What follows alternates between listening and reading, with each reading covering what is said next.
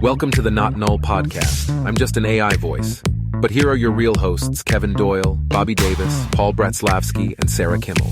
Hey, and welcome to this week's episode of the Not Null Podcast, the podcast where we talk about everything tech, from AI to VR, especially VR this week, robots to flying cars, and all that weird stuff in between. Well, I'm Kevin Doyle. This week I'm joined by Sarah Kimmel, Bobby Davis, Paul Bratzlavsky, and coming up in this week's show, we're going to talk about, in case you haven't heard, Apple launched a new headset this week. A courtroom is no place for ChatGPT. Ring employees could have been spying on you. And the SuperVPN that suffered a giant data breach. And then we'll wrap it up with our null, not null recommendations. I hope you guys brought all fun stuff for us to talk about this week and recommend. So, in case you guys haven't heard, Apple released a new headset this week called the Vision Pro. Not like we've been able to avoid it, right? Because it's literally been everywhere. At least in my circles, it's been everywhere. So they released it. WDC was this week, Worldwide Developer Conference. It's been known to have big hardware releases, and this is probably one of the biggest ones Apple has ever done, along with the iPhone, which was their kind of like, you know, their kind of groundbreaking device. They're trying to put this into a new category. It's the first actual new category or type of device since the watch. So the watch was released in 2015. This is their first actual new kind of product category since 2015. So that's been a minute. They haven't done a lot of new products during that time. We've had a lot of iterations, a lot of obviously new laptops and Macs and all the hardware, but this is the first new category. So this is a AR VR headset. We'll talk about what that means in a minute, because I'm sure you guys have opinions of this. I do. It's going to be available for purchase in early 2024 for the cheap price of $3,499. That's right, $3,499. I'm guessing it's only $34.99. Exactly, $34.99. If we skip over it quickly, it doesn't sound as much. So the headset, it can switch between AR and VR. It has a little dial on it, so you can switch between the two. It's like full immersion or partial immersive. It is pass-through. So what that means is, just like the Quest is pass-through, it has cameras on the outside, and the video from those cameras captures and displays onto the screens. So it's a pass-through AR. So you're not actually seeing the real world. You're seeing a video representation of the real world on what apparently are some very, very good screens.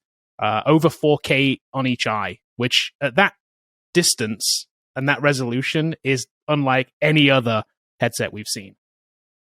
It has a 3D camera on it as well that has these kind of weird, kind of interesting things. I guess it's weird and interesting because you can capture a moment, right, with the video with the camera. It has stereoscopic cameras on it, so you can capture a stereoscopic scene. So when you watch it back on the Vision Pro, it will look like it's in 3D. So the demo they showed you was a birthday party, right, with like a father and a wearing the headset, and then the family's at the table and they're blowing out candles on a cake, right? And it showed you that back. I say it's interesting because watching it back is obviously cool, but can you imagine the moment when that happened? Like, the dad's there with the headset on and everybody else is like around the table, like blowing out candles at a birthday party. I just don't see it. I think it's weird. If you can capture it with your phone, that's going to be cool, but putting the headset on to do that's going to be strange. I'm not sure I'd buy that yet. What if you have a Steadicam device? Is that, Well, it's got to be stereoscopic, right, to capture those things. So I'm guessing at some point they're going to do something with the phones that are going to say, hey, you can capture these with this now, but you can watch them back on the Vision Pro. Mm-hmm. I'm guessing that's what it's going to be. I don't know.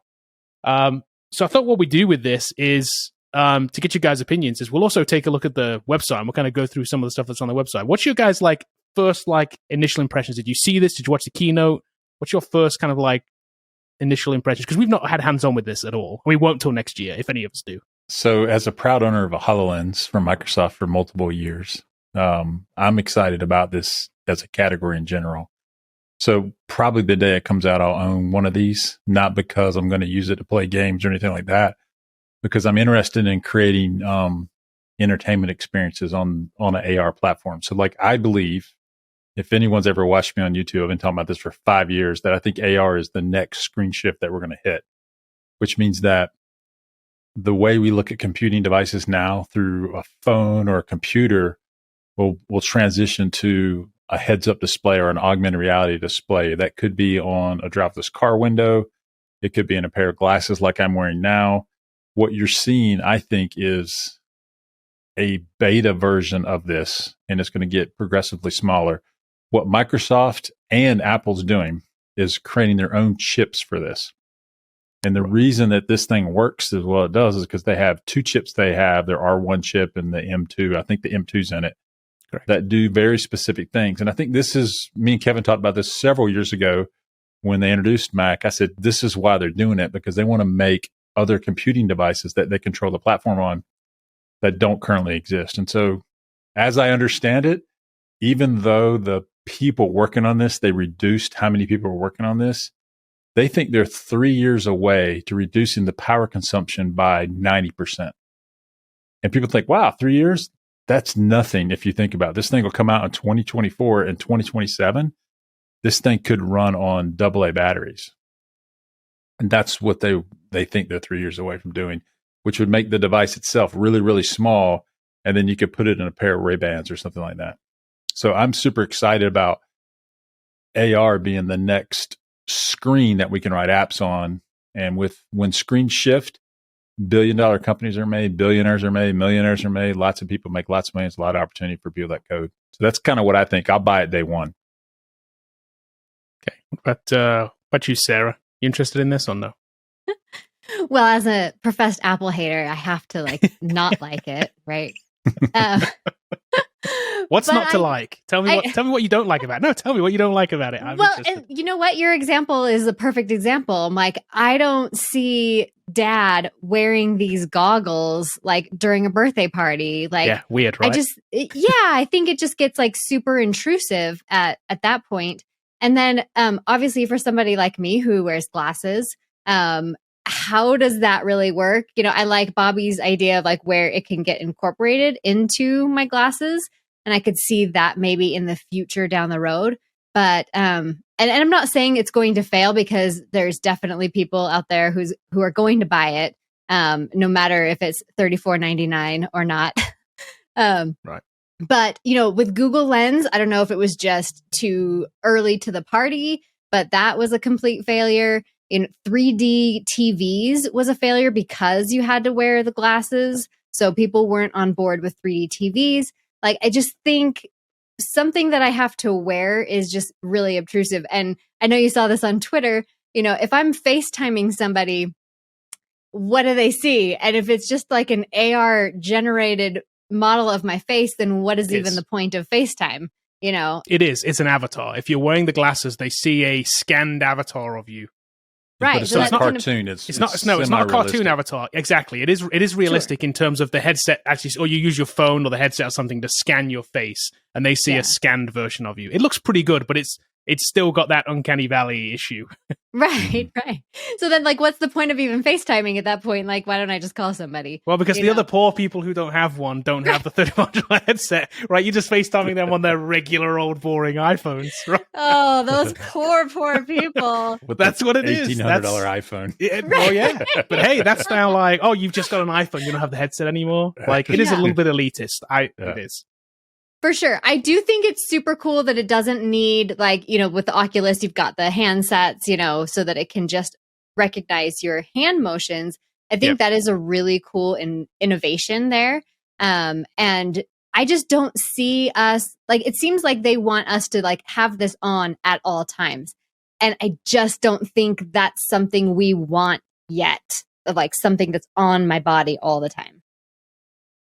Okay. But you, Paul? Did you sign up for this already? So number one, I already posted a sign outside my door if anybody wants to donate a kidney that I could sell, so I could raise some capital to be able to buy this thing, 100%. The second thing I'm going to say is that this is version 0. Take a look at the iPhone when it first came out, and then think where we're at. And 100%. This, if you look at it now, it's it's big and bulky, but this is literally the entry point, for it. It's this is the worst it's going to be. And from this point on moving forward is just going to get better, smaller, and eventually it is going to be glasses. And so I think this is a great opportunity for developers to kind of explore something that's going to be part of our lives more and more and more. So if you scroll all the way down on that page, I think on the bottom they have a thing for like for developers, check out the SDK kit or like whatever. Oh, they've actually put up a developer page. Did you see that too? There's actually that's where it's going for Vision OS. Yeah, it's going to take you, I feel, there. Like I think it's all the way on the bottom. Learn more about keep going. It's going to be like, good Lord, this is a long ass. It's a very long page. Jesus. This is a very long page. Yeah, learn more about development Apple Vision Pro. Like if you click that and you start scrolling down, and like you could see like all the different tech they're going to use. And what's awesome about it, people like could build it natively. But the part that I was really interested in, the fact that you could also use Unity. And big deal. Stock went up 20% when this was announced, by the way, for Unity instantly like that for crazy. Unity. It was a big deal. And what I like about Unity, it's cross-platform, and I still think native has its pros, also like has its cons. But I think the cool part I like about Unity is that number one is cross-platform. So you could develop, apps for Apple, for Android, and for other various things. And again, like the language you learn, C#, it's versatile. So you could still do technically like normal web dev stuff. But at the same time, you could be right away getting into this new space. And a lot of people were like, oh man, like the headset is not out yet. How can I prepare? And I would literally say, start playing with Unity, making small projects and seeing how the AR kit works and how like all these other things that Unity has for AR like platformers. Start building little toy apps, even if it's AR apps for your iPhone. The only difference between your iPhone and this thing, it's like that thing's going to be on your face, but the way you interact with like augmented reality environments, you could start literally learning this skill now.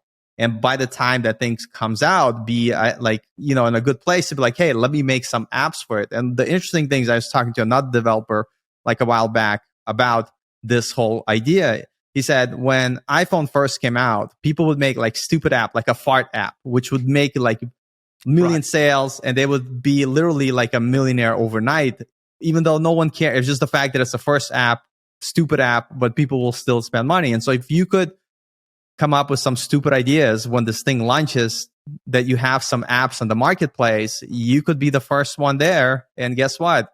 People will buy it just because it's something new, even if it's like crappy, to be honest. You know what I mean? Like, and so I think people should think, long and hard and see like, hey, is this going to be the future? And I feel that it is. And the fact that you could start today preparing yourself for its release to kind of hit the ground running by building cool things for it, I think that's a good idea. Like, I'm definitely going to do it. And when the thing comes out, like I'm probably going to buy it and look at it as an investment in myself and creating some cool things that, I could monetize or whatever. Yeah. So like as an owner of a HoloLens, this is like, just from the stuff that I saw and using the HoloLens a lot, this thing is like light years ahead of the HoloLens. Microsoft has to release HoloLens 3 or whatever they're going to call it. They'll probably rename it, HoloLens X or something stupid like that. But like, but because of the hand gesture stuff is really, really good. So if you watch a lot of people that actually used it, it's really good. But they said the thing that's magic is the eye tracking. And the eye tracking from a usability standpoint is just the way to move the cursor on the screen. And it can like detect the smallest head movement. According to a lot of you viewers that I trust in KBHD, these guys that used it, they said it was crazy accurate. And so when it can do that, there's a lot of things you can build with this. Now, what I think is going to be built with this is not necessarily a general computing platform where I'm going to be coding with this goggles on my face. I don't think that's going to happen. I think the next generation entertainment experience. So think more Star Trek holodeck versus watching a standard movie of Titanic in it. I don't think that's what it's going to be. It's going to be something different where you become Sherlock Holmes or you become someone else and you walk through the story. And that could be played out in purpose-built theaters, or it could be played out in your home, because the thing that other people didn't realize that I thought was really cool is that it could scan the environment. So HoloLens had this where it could turn your whole house into a mesh that mesh gets loaded into a model, and then you can map things onto that mesh. This does that as well, and it's pretty powerful the way it works. So I'm pretty excited about it. I do think this AR screen shift is coming. I just don't know if it's 2 years or 10 years. I don't know. But I'm going to buy one. But you're right, Paul. If we had an app in the App Store that Vision OS will launch over the next year, and we build a productivity app or something that someone likes, you can make $1 million quickly. Because it'll be the only app they could buy, and they want to buy stuff for this dumb headset they have. So Flappy Birds, here we come. That's what we need to make, Paul. And they have expendable income because they just spent $4,000 on Right. it. A $10 app is going to be like, whatever, I don't care. This is true. So let's talk about a few things. I want to talk about, so I think this being like, I think Paul hit on that. It's a zero, it's a version 0 of this device, just like the initial iPhone was. Initial iPhone launched with limited applications. It was all web apps. If you wanted to put anything on it, there was no app store. It took a year or so, I think maybe a year, maybe 18 months or 2 years for the app store to launch. They initially pushed back on it. So it's the same kind of thing. It's a zero-day device that I think isn't the device they want to make, right? It's not the device they want to put out. It's really not. The device they want to put out is glasses. A pair of glasses that's augmented reality. They push the AR part more than they push the VR part, but they did also push the VR part. I think they actually have a segmentation here. It's going to split. I think they're going to go two ways. They're going to go a VR route that is fully immersive like this, that contains AR, just like this does. But then they're also going to go for and you can only shrink that to a certain size because it has to sit over your eyes. It has to be like an actual pair of glasses. It has to cover your face, right? And for light leak reasons too, because these things have like a gasket around them, right, that keeps the light from coming in. That's what makes it more immersive. So there's ultimately a smaller size you can go to, but they ultimately also want a pair of glasses. So I think this becomes multiple products in the future. Vision OS isn't just powering Vision Pro, it's powering Vision glasses and it's powering Vision VR. And they're two different products for two different types of people, but I think they're powered by that same OS. That's the first thing I think is going to happen. I also think price-wise, I think I've made plenty of jokes about it being expensive. $34.99 is expensive, right? It's expensive. But when we look back on technology, it is no different than cutting-edge technology of the past. The very first cell phone when it was released was $4,000 back in 1984. The equivalent of that today is about $7,000 or $8,000 in today's money. So this is cheap compared to that. The first Apple II was $1,500, I think, when it released, something around that, or $2,000, which in today's money again is double that. It's $4,000 or $5,000. So it's more than what we're seeing today. So expensive is relative. I think for a cutting edge piece of technology, you're getting something that is one of a kind. I'll also say, as an owner of a Quest headset, a lot of people have said like, well, save $3,000 and just get the next Quest. It's apples and oranges, man. This is Hyundai and Ferrari. This is not the same thing at all. Just because it's got 4 wheels and a steering wheel does not make you a Hyundai or Ferrari. It's not the same category at all. It's very, very, very different. Your Quest doesn't have 4K screens in it. Your Quest doesn't have eye tracking. The Quest Pro does, but apparently it's not very good. It's night and day. So people that are comparing the two products, like while they're in the similar category, I think you can own both. Yeah, they're both goggles. Right. Yeah. And plus, here's the other thing. The Quest is a games device primarily. It primarily plays games. This is a productivity and media consumption device, I think. They're just two different markets. And I think you can own both. I could see myself owning a Vision Pro, but also owning a Quest 2 or 3 to play games on. This just isn't going to play games in the same way. You can play games on a flat screen in this thing with a controller, but it's not immersive, I don't think. I don't think they're going to be playing Beat Saber on this because there's no controllers. Your hands are your controllers. So there are no ways to push buttons. So that's an issue for games because most of the games have already been predetermined to work with controllers. Movement is through a controller on a game. Right. I think what you're going to see is someone like Christopher Nolan's going to make a movie or some kind of experience specifically for this device that can only be seen on this device. They only can be watched on this device. And I think that's where you'll see where they'll take advantage of this, like similar like IMAX screens and things like that, were shot exclusively on IMAX. I think a director will come along and they'll find a way to film something that makes something unique that brings this into a home theater thing. I think that's the other thing too that I want to mention too is like me and Kevin have noticed this. Both of the companies, Facebook and Apple, have both alluded to another device. Oh yeah. Facebook had a demo, or Meta had a demo of a device that they didn't show, but just the result of it, which I'm telling you, they have something like this, but it probably just has a bunch of wires hanging off your head. You know, like it doesn't work in a compact framework yet. But Apple has alluded to, or there's rumors, if you look at Mac rumors or whatever it is, that there's a Ray-Bans type device that they're experimenting with. It just doesn't work like they want it to yet. I think this is coming in the next 2 to 3 years, as soon as the power consumption for these chips come down. Meta is also working on an eyeglass piece. I don't know what Microsoft's doing. They haven't said anything about what they're doing. Maybe they think AI is the route and they've abandoned it, but Apple clearly thinks this is the way to go. This also, too, the other thing, I know I'm talking a lot about this, but because I get so jazzed about it.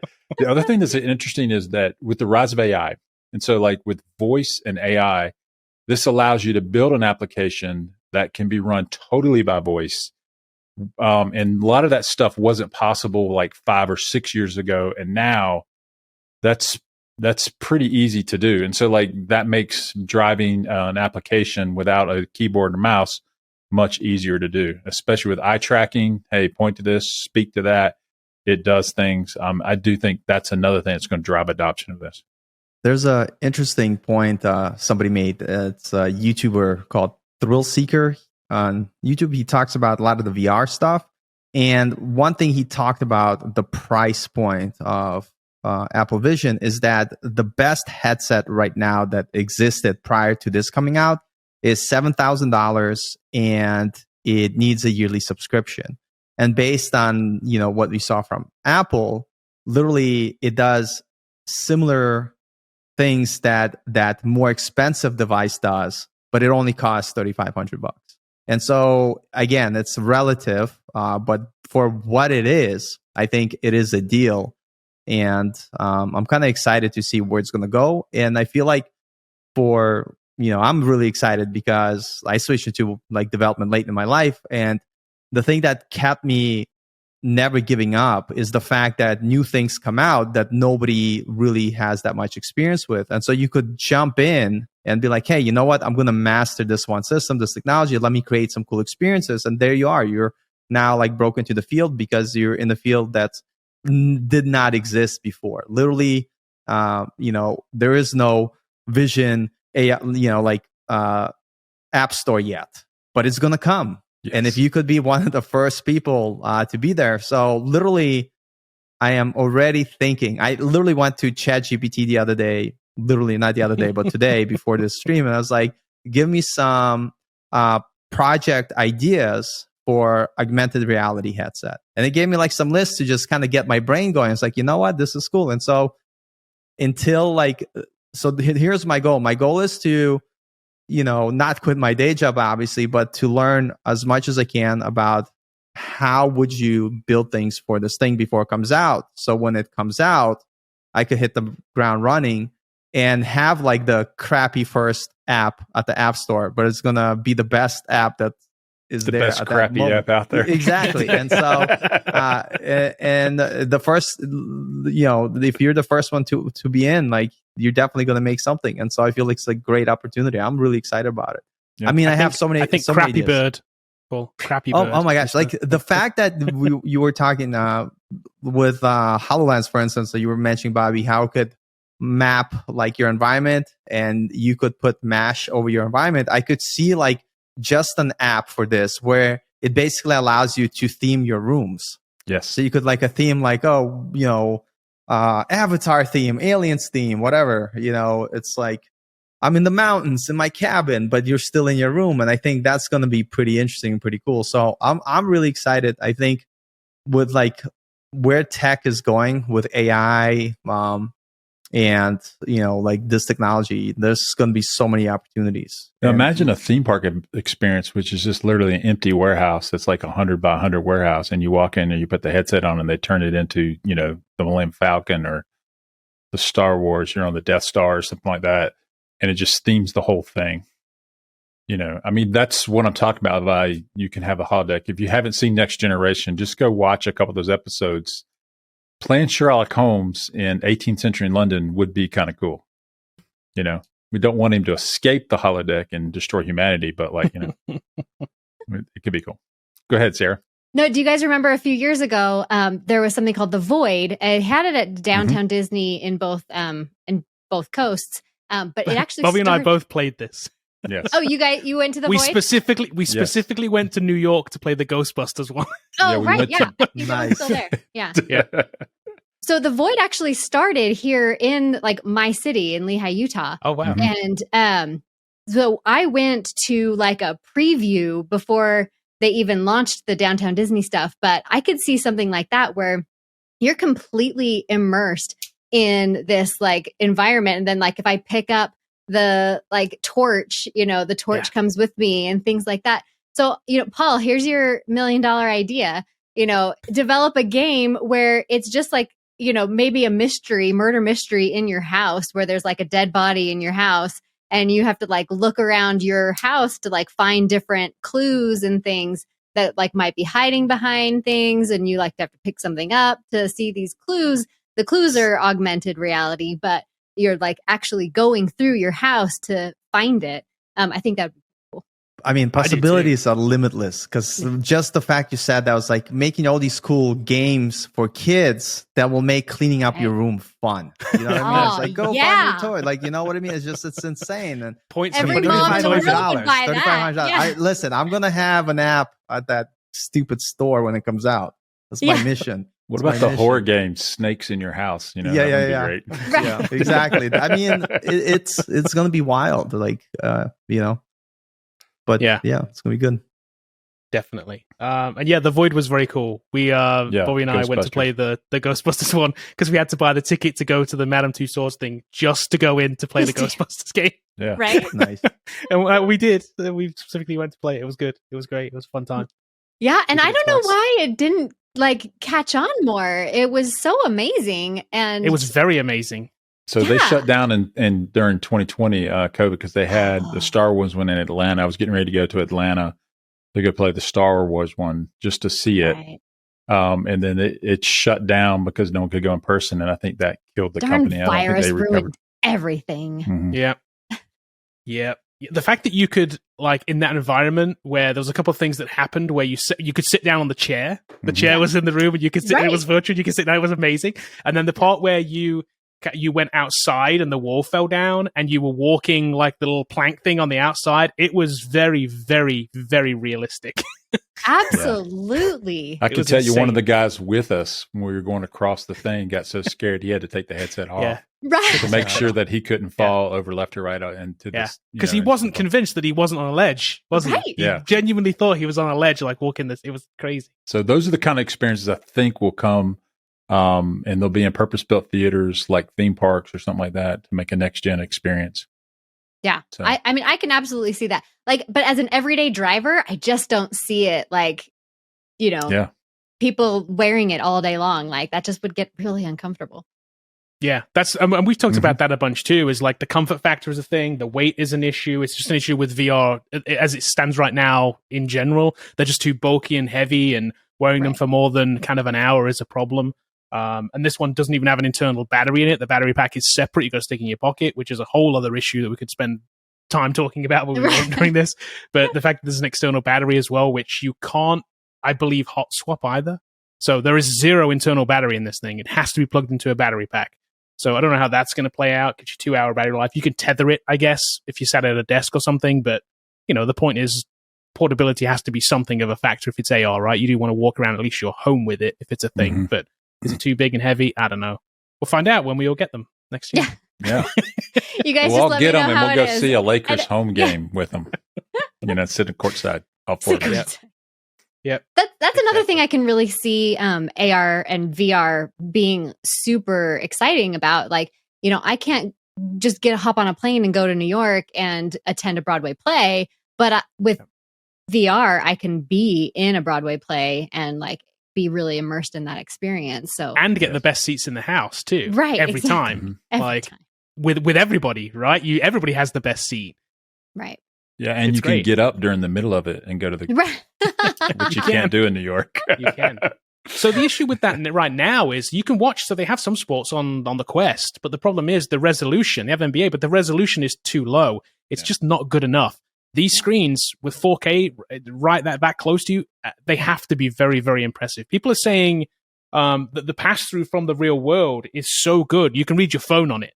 Wow. And you can't even get close to that on the Quest, not even the Quest Pro. Yeah, not even close, no. You can see it, it's lit up, but it's like, it's a blur. You cannot make out anything on it, but apparently with these you can read it. So it'll make these things way more immersive and actually worth doing.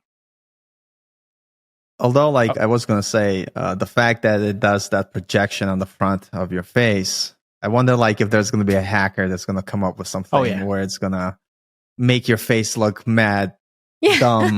When you're it'll just be insane. It's angry eyebrows. Yeah, No exactly. Yeah, angry eyebrows all the time. Exactly. All the time. Yeah. That was definitely an innovative thing. The screen on the outside is just, I don't know if I like that or not. I don't know. It does look like Ready Player One, though. it it does. definitely But stole that design. Yeah. 100%. Is it one of those features, though, that's just going to eat your battery life, so you're just going to turn it off? Yeah. Can you turn it off? Can I don't you turn know. it off? Probably. That's another good question. I don't know if you can, but I would hope you can, because I'm just I don't care whether somebody can tell whether I'm looking at them or not. Just turn it off. I don't care. It's going to waste battery. It's another screen that's going to waste battery. I think flaming skull face would be kind of cool. Dude, the applications for this. You know how people go skiing? You could have heads up display when you're skiing to tell you about there's so many things you'll be able to do. I mean, well, they do look like for ski traveling, too, so they fit right in.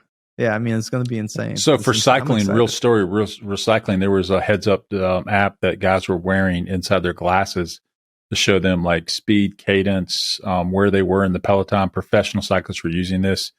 And a lot of things where they were just putting this right up in front of their face, so they weren't having to mount a computer on the bike or thing like that. So a lot of these things, you're right, for sports would be amazing. Man, so many ideas for people who into driving really fast. You could have just like in F1 or whatever, any of those video games where they show green line to follow, and then if you need to slow down, it shows yellow, and if you have to really smash on the brakes, red. It's great. How to avoid the police? That'll be a great app to have. They'll tell you with real time. It's just possibilities are. It's so when amazing. You skip school, where's your dad at? Yeah, exactly. Scan the area, identify anybody that looks like my father. Just tap into Waze for where the police traps are. Yeah. Exactly. Make a non-drunk face. The police pulls you over. You got the headset on, and it's I'm not drunk. Look at my eyes. Look at that. It's I don't think that will work, but it's a good try. I'm just trying different ideas. One of them's got to stick. Just throw it up there on the store poll. You never know. It could be massively successful. Who cares if it's good or not? Just get it up there. The funny part is that the drunk face app is probably going to be a seller. It's probably going to be. You've already put it out there now, and someone's building it right now. It's fine. I have so many non-drunk face for your iPhone. That's great. Okay, let's move on. Let's move on to our next story. Then I'm going to move on to a story about a courtroom being no place for ChatGPT. So a couple of weeks back, we heard the story about the lawyer who went into a courtroom. This was an attorney, Stephen Schwartz, went into a courtroom and he tried to. He made 6 filings. Right, he actually filed with the court 6 filings. Or a filing with 6 cases set as precedent for his case. Right, it was based on an airline that he was suing on behalf of somebody, and he asked ChatGPT to basically help him with this. And the cases that ChatGPT cited, these 6 cases, which it gave precedents for, including case numbers and everything, were fake. They were hallucinated. I hate that word, but that's the word we're going to use. They were hallucinated. ChatGPT just made them up. And he turned it into the court. So that judge has since come out. This is a Texas federal judge, so you're part of the world, Paul. Brantley Starr. He's now having attorneys in his courtroom that file anything actually file an additional attestation to say no portion of the filing was drafted by a generative artificial intelligence. And if it was, it has been checked by a human being. They have to basically sign a document that says this now. The It's crazy actually thing a different judge. It's a different judge? Okay. It's a different judge. Yeah. Okay, different judge. This is kind of nuts, like, because I'm thinking, why would it be on a judge by judge basis to start off with? Like, shouldn't they be passing like a larger thing here? And maybe it will eventually come around. But apparently, this right now is on a case by case, judge by judge basis. They're all, because it's so new, nobody can keep up. So, let me ask you, Bobby, are you okay with your attorney using ChatGPT at all? No. And is this a new question we now have to ask an attorney when we hire them? Do you promise me you will never use ChatGPT in my case? I think you should. Like, of course, when this came out in November, you remember all these people came up and they were saying, AI lawyer, this guy was famous saying that I can beat you. I'll give you $1 million if you let me argue your case in front of the Supreme Court. And everyone was laughing at this guy. Court. I was laughing at him like, this thing makes stuff up. I mean, like, it does. What I don't understand is Stephen Schwartz, who's been doing lawyering for 25 years, said, I had no idea this thing made stuff up. I'm like, have you been living on a rock, man? I mean, like, and so therefore that was his defense. Yeah. Well, that's he didn't know. Stupid defense. I think you should definitely be censured or sanctioned or whatever they do as a lawyer because you lied to the court. You basically put a brief that says, hey, yeah, I wrote this. You didn't. And second, it's false. So you lied to the court twice. I think they should be in a lot of trouble. His buddy, they've been practicing law together, was up there in the court arguing on behalf of Schwartz, saying this stuff's real for multiple months, according to the story. Like, and he didn't know Schwartz had used ChatGPT, and so his buddy Lou, I'm sure they're not friends anymore after this. Using ChatGPT is like having an unreliable witness 100%. Yeah. Of the time. It's like, Jesus, like the stuff it would make up, it's insane. Like, well, we know. I mean, it's not like the hallucinations are like a tiny percentage of what it kicks out. It's a giant percentage of what it kicks out. If you ask it for facts, it just makes facts up, but it's very, very convincing in the way that it makes them up. It cited, I mean, actual cases with numbers and everything. Like, and of course, they were all in his favor because he has to. Yeah. Which made it even worse. What I found funny, Kevin, is that he asked ChatGPT if the cases were real after they said they were false. Yes. And it said, yeah, they are. Oh my gosh. No, and then he submitted that to the court as proof that they were real. Like, legit doubled down on it without looking up the cases and like sent in the proof from ChatGPT. They should be fired. Those two guys. I was going to say, I typically don't call people idiots, but that guy is an idiot. Like, what was he thinking? Like 100%. Yeah. It's pretty wild. I did hear like someone explain to me ChatGPT. When I say explain to me, it's a video I saw on YouTube.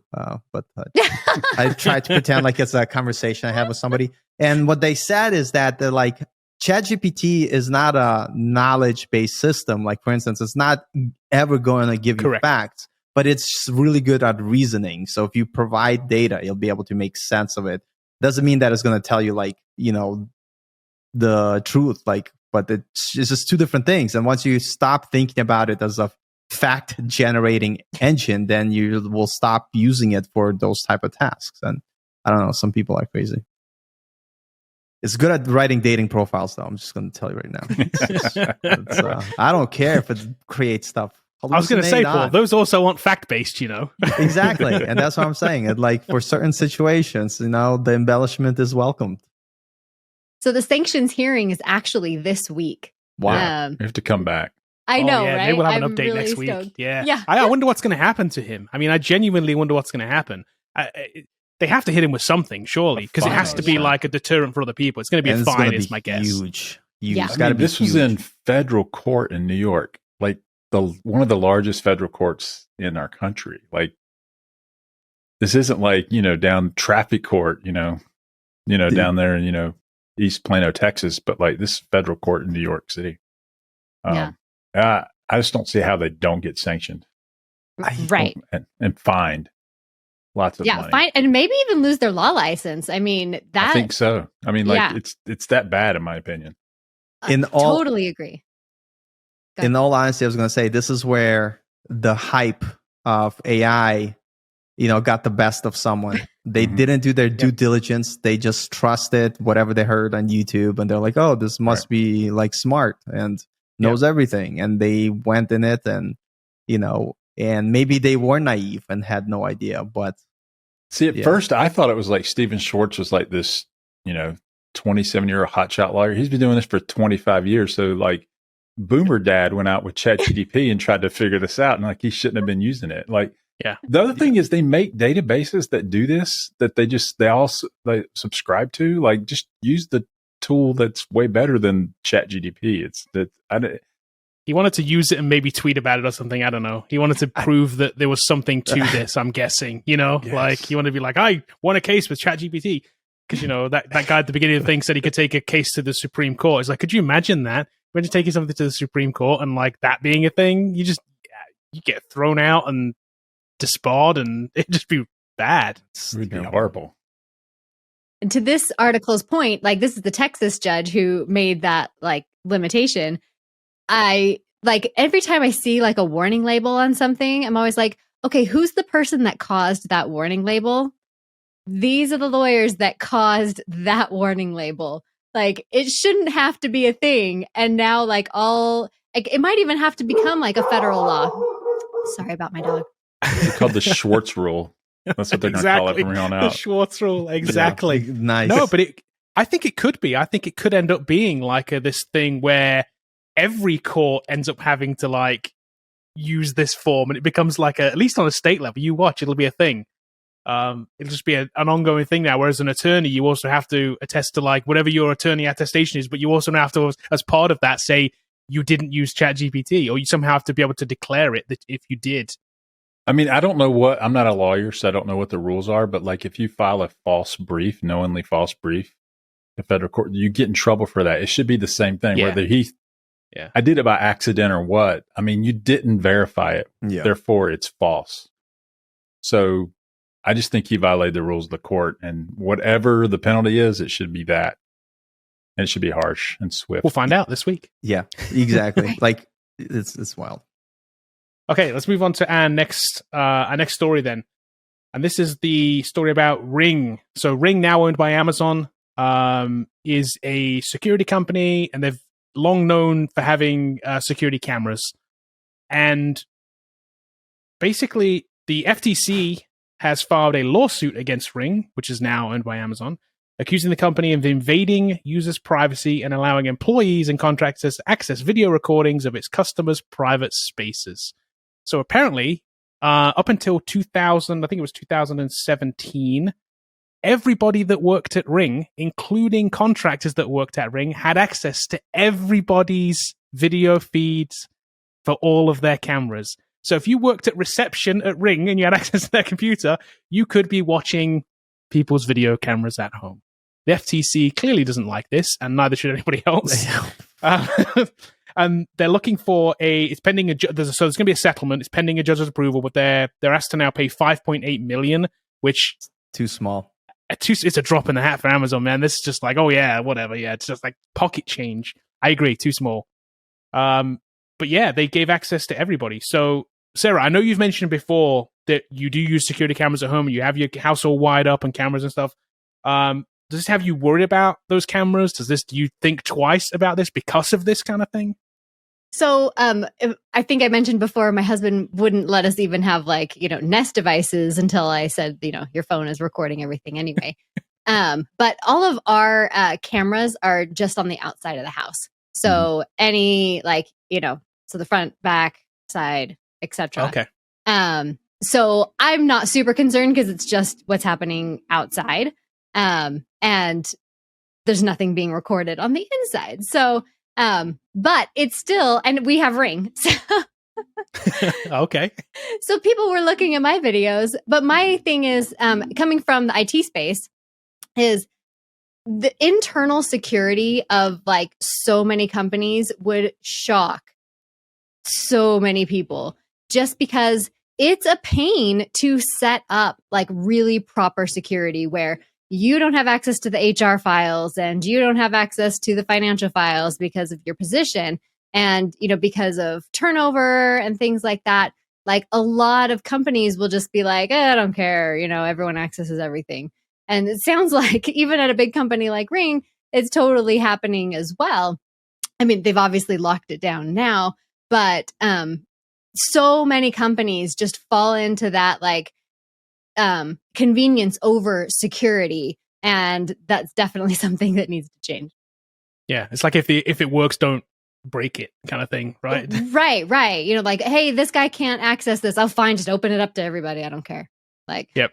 And if you've ever listened to, there's a podcast, Darknet Diaries. If you ever listened to that, often it's about kind of, it's hacking generally, and it's about both security and hacking topics. A lot of those stories start with a former employee who still had access to a system, and they had way too much access than they should have had. And that's how those hacks start. And they give those credentials to somebody, or they use them themselves. And that's how those, they no longer work there. So they no longer feel like, they could do whatever they want with the data there. And that's how those things happen. I agree. It's a problem that's really difficult to solve, especially at large companies. Get into banks and things where there's tens of thousands of employees, and they're not siloed correctly. It's a problem. Yeah, even when they're shipping software overseas, all their banking software overseas. Yep. Banks is a huge issue. To me, yep. I feel like any public data should be encrypted at rest. Yes. Like at the most, like as a basic thing that, and people have to do more due diligence not to show other people's private data. And I feel like the $5 million like thing that they're going to pay is like, it's like 25 cents for them. And I feel like the people whose privacy was like affected, they should be able to sue for way more money, and they need to pay more money. But it's Amazon, so I'm not surprised. Like, here's one thing that I'll tell you, and I have an Amazon thing, but thank God it doesn't have a camera on it. But here's the interesting thing about Amazon. If you plug it in, but you don't connect it to your Wi-Fi, it has an internal way to communicate with other Amazon units in the vicinity without you giving any permission. So they could all talk to each other. And so that's already scary. And you kind of have to trust these companies that they're not using them for like real nefarious reason. And this is one like argument I would say, like any device that has a camera, it's like you're kind of putting your trust, the fact that people are not going to be recording stuff that they're not supposed to. For instance, like, with even like thinking about Apple Vision, like they have cameras. Are the cameras used to just know awareness of your room and what you're doing, or are they recording everything and storing it somewhere in the cloud? Or are they recording how you react to certain ads when you're watching the ads inside like your like whatever the Apple Vision, and then it creates some sort of like a marketing profile that they could sell or what have you. And so we don't know. So and they did actually address that. So they actually addressed the eye tracking part of it. So apparently the eye tracking is only on the device. So it does map on the device, but it's a security level they added. Apparently it's a level in front of the level of like, because the way that you navigate the device is you look at something and then you kind of click your fingers, right? And that like, it acts as the click. So apparently that level is on device only, and it only sends the thing. It only sends it once you've looked at it and clicked. So it's only sending the click, not your kind of viewing pattern. Because I agree, your viewing pattern matters. That's to advertisers and marketers, that's like gold. Yeah. Like the parts of the screen that you look at, because we see it. We've seen it all the time. Heat maps on websites where you drag your mouse are a thing for marketers because they want to know where to put their ads. Yep. Mm-hmm. Well, and TikTok was getting in a lot of trouble with that as well because, it has eye tracking and knows like where you're looking. And people were getting upset that, TikTok has eye tracking. Like everything has got eye tracking. It's only to put the fake glasses on my face, though. Yeah, exactly. Yeah, that's what they said. Exactly. I need to get the glasses that make the pupil go like this, like so it's constantly confused. It's like, or the little cat face that sticks on your thing. That's all it's for. Yeah. Yeah. That's all it's for. So the reason this was actually a real problem, though, with the cameras, too, by the way, was that they did find that in one case, an employee viewed thousands of recordings belonging to female users. So this was this wasn't like a perceived issue, like, hey, everybody has access, so that could be a problem. No, this was a problem. This person invaded the privacy of at least 81 female users over the course of, I guess, over about a year or so. So yeah, this was an actual genuine issue.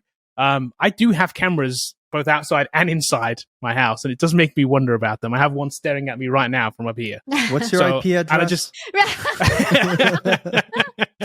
Yeah, that's the thing. It's kind of like, it does make me think twice about it, to be like, although they're in public spaces. I'm public. Yeah. I say public, like, like here. It's not in your like bathroom. Exactly. It's not the bathroom or the bedroom or anything weird. It's like, they're in like the public areas.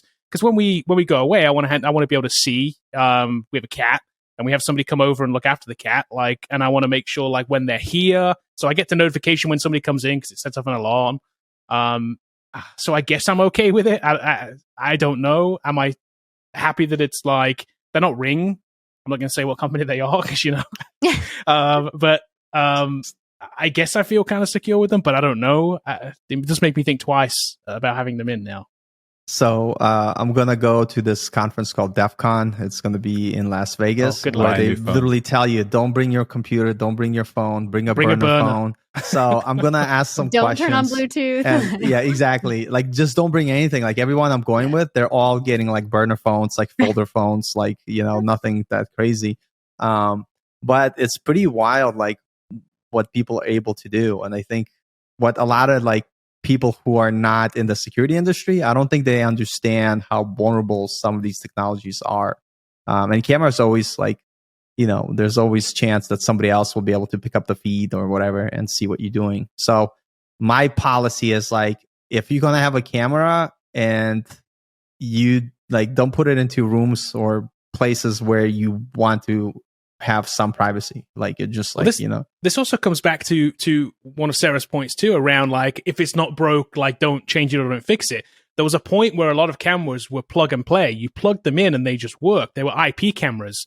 And even till today, I guarantee you, I forget what the website is, but there's a website you can go and actually search for Internet of Things, and you can actually put in there cameras, and it'll just pull up all the camera feeds that are publicly fed to the internet. And there'll be some dude sat on a couch. He doesn't know his camera's on the internet. He has no idea his camera is on the internet, but it is, because he plugged it in and it worked. He didn't turn on any extra security settings. He's like, oh, cool, look, I've got my phone. Look, cool, my camera's there. Great. That's it. And there's so much of that happens that's a problem.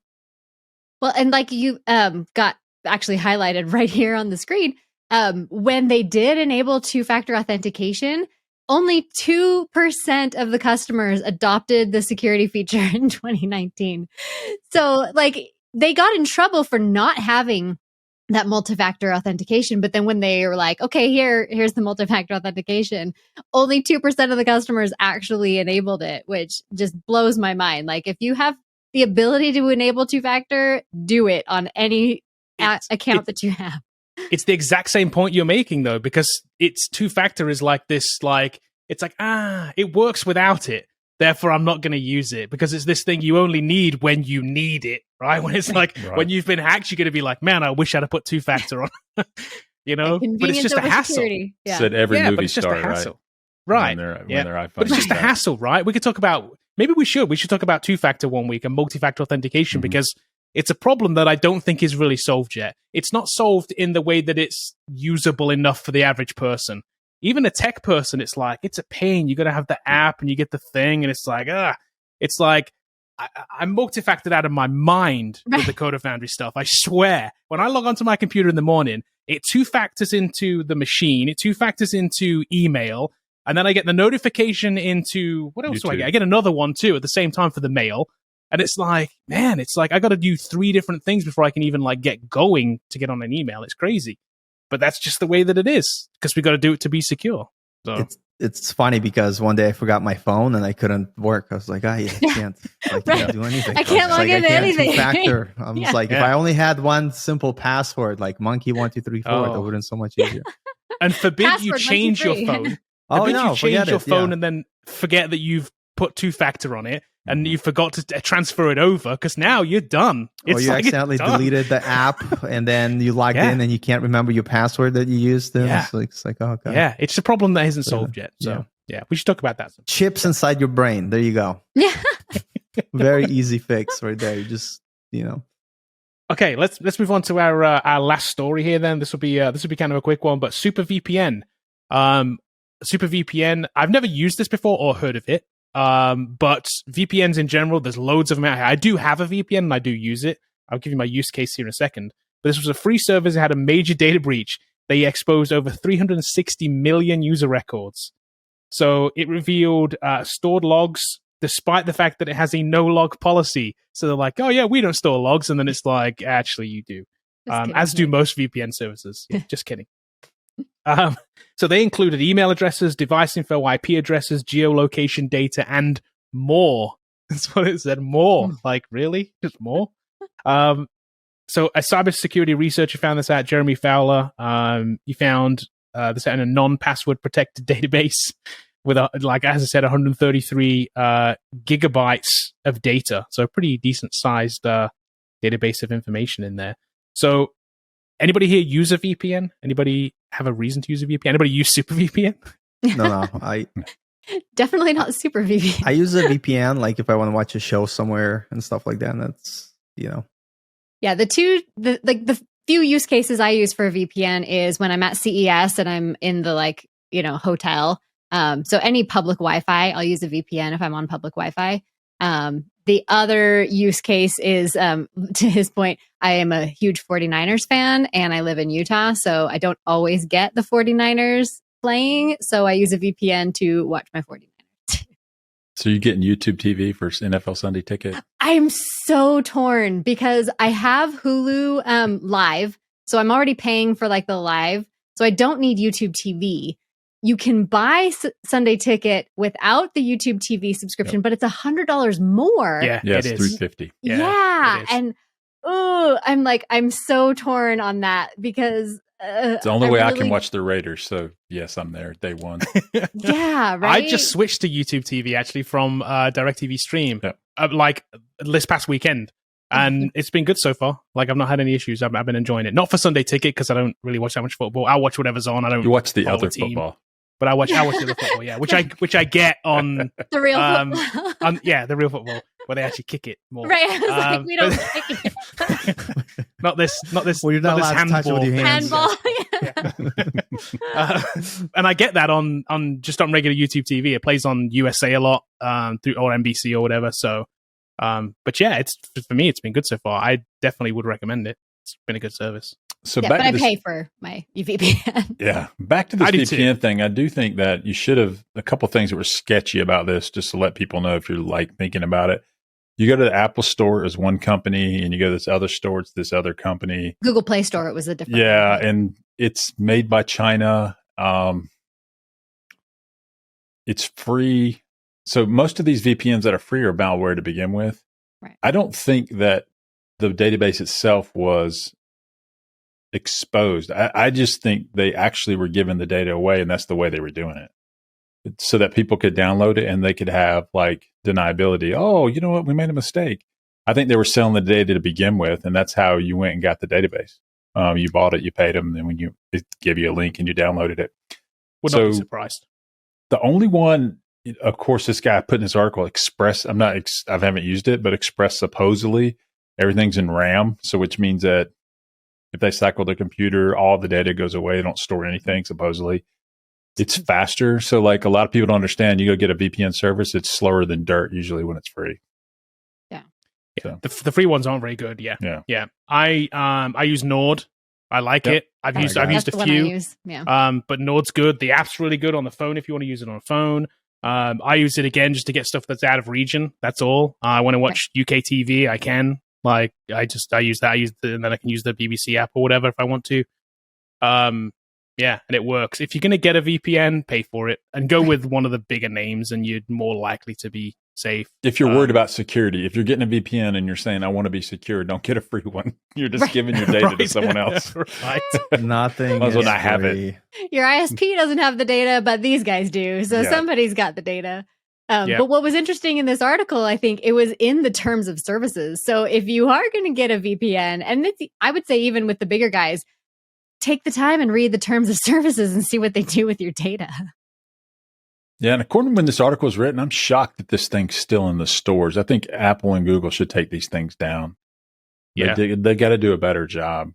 Looks like they're under a bunch of different names too. As well. You read down so here. There was a bunch of different VPN names that were listed here. They also linked to Storm VPN, Luna VPN, Rocket VPN, Ghost VPN. These are just all like, this is the same company, I guarantee it. They're just rebranded all these things and throwing them out there. And they're just hoovering up all of this data to resell, like you said. That's all it is.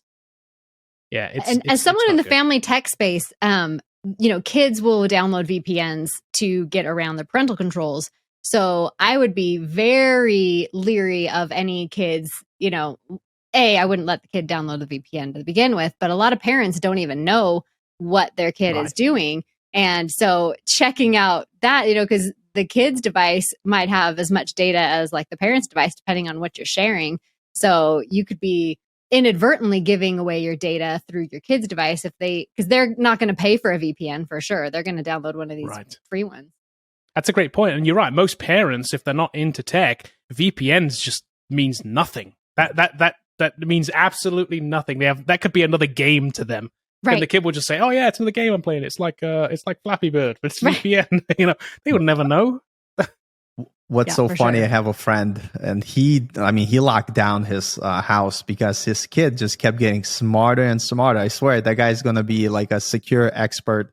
But it's funny. He'll come to his dad and he'll start having questions, and I'm listening to the conversation. I'm like, he's literally trying to figure out what the answer is for the security question is. He's just asking, "Oh yeah." So I was just like, the kid's so smart. What was your mom's maiden name? Yeah. Maiden name. Yeah. And so like the dad ended up getting like this paid service that literally locks down the house. Like, when I go there, like I can't log into anything. And if you do log into anything, like people will see everything that you're doing. And I was just like, wow, like I'm like, your son's still going to figure it out. He's going to. Right. Yeah. He's still going to get around it somehow.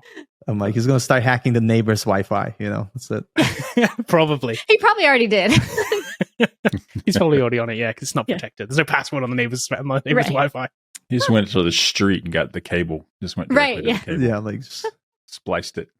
Yeah. Let's move on to our null, not null recommendation section then. Who would like to go first? I could go first. It's very easy. Go for it, Paul.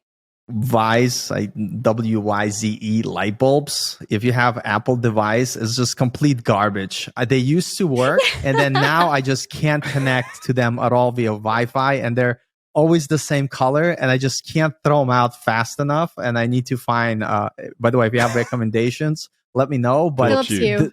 Yeah, Philips Hue. Yeah, every time they're expensive, but it's still worth it because this brand is garbage. And I gave him like 1-star review. Like I was so upset, and their app is even more stupider than the stupid light bulbs. Because it's like, please create an account. So I created an account. They're like, please log into your account with the password that I just created. They're like, your password is incorrect. Please reset your password. I go to reset the password, and it will not do the thing, won't even send me the email. And then it's like, it just crashes. And I just literally I gave up. I was going to throw away everything. It's the worst. So Paul, I'm going to make you jealous right now. Look behind my head and watch what happens, when you got that. Dude, exactly. I'm getting Hue light bulbs because mine literally just complete. It's just, they used to work so well. And it's like, they don't care anymore. It's like, what are they doing? What are they doing? The worst product I ever. will say, I've also used Hue light bulbs. I have some in the house, but I will say I had an early generation one. I actually had 2 early generation ones that did die. So they just quit working. The power consumption to them, somehow made them start flickering. So I guess the newer ones that haven't had those issues and have been better, but some of the early generation ones did have some issues. So they're not and they were expensive. I mean, they were more expensive than they are now back then. It was like $100 for 2 bulbs or something. They were very expensive. They've come down quite a bit. They have. Yeah, they have. So this is a null for you. Avoid Wise. Don't get them. Don't get them. People just want to have a nice day and not feel like putting their fist through like the wall. Like, just don't get the Wise like light bulbs. Literally, like they're the worst. And the worst part about it, my friend called me and she's like, "Oh, what a good like brand for blah blah blah." And I recommended Vice for her. She bought him, and then 2 weeks later they stopped working, and then she kept calling me like, "What the hell?" And I would like not pick up my phone because I was like, "Listen, why did you listen to me?" This is why you don't recommend stuff. And I went to her house, and the funniest part is like, as like now they can't connect, so they have this predetermined color, which is this puke green, and her lights were like that puke green, just like my lights at my house right now are puke green, and I was just like, damn it, oh god. I'm so sorry. And she ended up. You should buy her light bulbs from Philips Hue, man. That's what you need to do. Yeah, you Philips Hue. That's what I'm going to do. I'm going to do that. You should. But today. those were, these are $90 for a couple. Those are the ones that you bought were $22. So I guess you get what you pay for. You know what? I mean, save the friendship. It's messed up, Kevin. It's Sorry. messed up. Sorry, Paul. Low blow. Yeah. The worst. I also tried Sync from GE at one point, and that was a terrible experience too. So, like, I would just stick with the Hue. Now. That's what I'm going to get. Getting it now. Okay, who's up next? I'll go. My recommendation, my not null, is actually came from Kevin. So I'm a huge tech news nerd, and he recommended this week. It's like, I'm already going there. Artifact.news, yeah. So Artifact is a app that is actually created by the people who created Instagram. And it's actually a really great news aggregator. And what I really love about it is it changes clickbait articles to AI generated titles. So they're not so clickbaity. And I love that because I'm always in Google News and I'm like, that is complete clickbait. I want to read it, but I know that it is total clickbait and I don't want to click on it. So this has really helped improve that. And it's been really good at like showing me what I want to view, even in just like this limited amount of time I've spent with it so far. But yeah, I think it's really good so far. It kind of like brings the social media feed into like my news, which I really like. 100%. I'm glad that you like it. I've been using this thing for months. I can't recommend this thing enough. Like I've used, so obviously previously I was reading news on Apple News and it just wasn't getting what I wanted it to give me. This thing, after reading a few articles, I was like, wow, this is giving me all the stuff I want. Once you get into 200 and 300 read, it gets even better. And you're right, the fact that you can click on a title, it'll give you the title that the original story wrote, and you can say, that's very clickbaity. You click it, and it gives you a brand new title for that story. Yeah. And it lets them know, like, hey, you've marked this as clickbait. An author or a writer or a human person will look at this at some point, if they get enough of them, and say, we're now going to permanently change that title. It's very, very cool. And they're introducing new features all the time into this thing, too. I've been using it for months, and I've seen a whole bunch of great new stuff come out for this. They also have if you check up there as well, Sarah, they also have a summarized article thing through AI as well. You can actually just have it summarize the thing, and it'll give you a paragraph just as a summary of it as well. It's very cool. Yeah, I noticed that too. I'm loving it so far. So my not null is actually a Kevin recommendation. So thank you very much. Love it. I like it. This is a cool app. Okay, what you got, Bobby? So Thursday night I saw Across the Spider-Verse in IMAX. Oh, my son is actually watching it right now. The best movie I've seen in a while, which I see a lot of movies because of my Regal Pass, which is like, but it was really good. I got to see it with my two boys, and we had a fun time, ate popcorn. But definitely the best Spider-Man movie in general made ever, and that includes the original Spider-Man Sony one with Tobey Maguire. I liked Amazing with Andrew Garfield. But Across the Spider-Verse is just an excellent, excellent movie. Fun for the whole family, but it's action-packed, Just to let you know, because I took my brother to Lord of the Rings, and he didn't know it was a cliffhanger and got mad at me. There's a cliffhanger in Across the Spider-Verse. So, like, it's a two-parter. So don't go to it, Paul, and say, Bobby, I sat through this thing. It doesn't end. And now I got to go watch the next one. Well, yeah, that's kind of the point. I did go see it. And boy, did I got mad. Oh, God, I was so upset. I was like, you gotta be kidding me. What is this BS? But I could attest to that. It's the best movie, number one, I've seen in a while, and definitely the best movie I've seen this year. I haven't seen the first one, so I have to go watch it. But this one, literally the best movie. It had me like emotionally, I think I almost cried in the movie. I'm not gonna admit to crying, but it was a very, very well done movie. It's so good. It makes you forget you're watching animation. So a lot of times in animation, you think, "Oh, this is just for kids." But if you're an adult and you like superhero movies, it's on par with Endgame or Infinity War. It's way better. It's really, really good. It's really well better. done. It's better. It's straight up better. Like if you haven't seen I it, definitely yet, like the first one. Go see it. Yeah, I love the Go first see one it. too. Yeah. Yeah, I will. I'll wait till it's on. Is it going to be on? Is this a? No, you is it gotta a go Disney watch one? it in It's the not gonna- theater. Is it going to be on Go Disney? watch it in a It's not theater. Disney. Or is Go watch it. It's in a Sony theater. product, so it will not be it's on a Disney. Sony? Okay, so Yeah, it'll go be watch it on in a Paramount theater. or It's something worth then. it. It's worth it. It's the best movie ever. Cliffhanger though, it's the worst. The worst cliffhanger Okay. ever. Yeah. Sorry. In line with the fact that we talked about the Apple headset this week, I'm going to have a VR recommendation. So my VR recommendation is actually a couple of games, Moss and Moss 2. I don't know if you've played these, Paul. I know you have a Quest, but I don't know if you've played these. No, So not yet. they're slightly older games. So Moss is from 2018. Moss 2, or Moss, I think it's Moss, the Book of Moss is what it's called, was from 2022. So these are, I think they're on all platforms, actually. I think you can get them on, I'm playing them on Quest, but I think you can get them on PlayStation headset and also on PC, VR, and everything as well. So very, very cool. So it's not your typical VR game. It's a platform game, right? So you're looking down into a 3D world and you're seeing, like, imagine trees and things, like little things, and there's a little mouse there, and you control the little mouse, right? And he runs around. Quill is the mouse. So I think it's a girl mouse, and she runs around, and you're kind of controlling her. But you, as the watcher of the game, is also in the game. The mouse is aware that you are there, and you control things in the environment, so you can move things around and you interact with this. The storytelling is unbelievable. The graphics for a VR game are unbelievably good. It is so well put together. If you've never played it and you have a VR headset, go get it. Moss 2 won Game of the Year. That's kind of what turned me onto it. And I went back and played the first one. No doubt, it is an amazing, amazing VR game. And if you got the Quest, it's on sale as well at the minute. So go grab it on sale. It's like $15 or something. It's crazy good. Well worth getting. Not just for kids. Not at all just for kids. Actually, the puzzles in it are quite hard. If you're a kid, you're probably not going to be able to do it.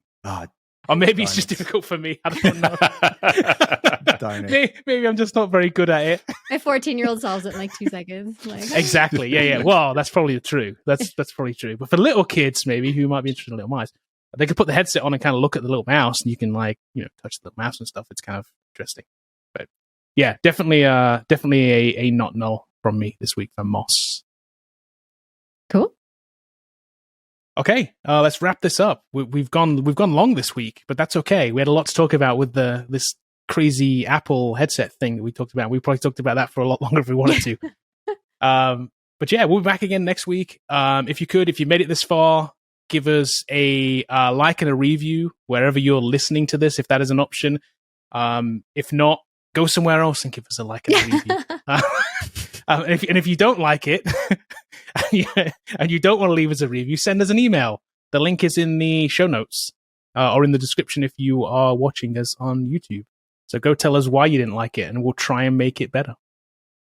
Maybe. Maybe. Okay, we'll catch you guys next week.